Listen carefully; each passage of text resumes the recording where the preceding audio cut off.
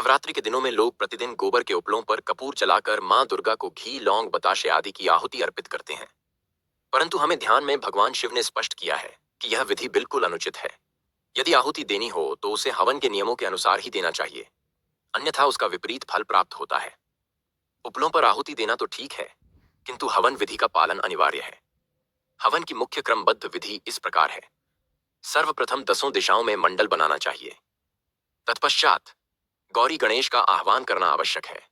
चाहे हवन घर के मंदिर में ही क्यों ना हो, फिर भी हवन के लिए उनका आह्वान करना चाहिए।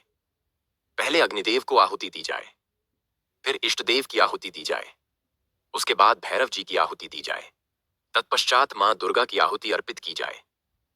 अंत में पूर्णाहुति के रूप में नारियल की आहुति अनिवार्य है। यदि यह विधि पूरी न की जाए तो आहुतियां राक्षसों को प्राप्त होती हैं और उस राक्षस को बलि करने का दोष आहुति देने वाले को लगता है।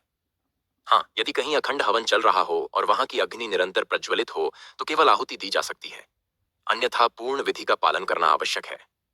विशेष रूप से नवरात्रि की नवमी तिथि को हवन का विशेष महत्व है। उस दिन पूर्ण विधि से हवन करना अनिवार्य है।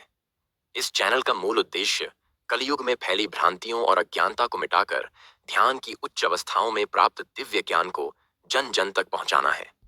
कृपया चैनल को लाइक और सब्सक्राइब करना न भूलें।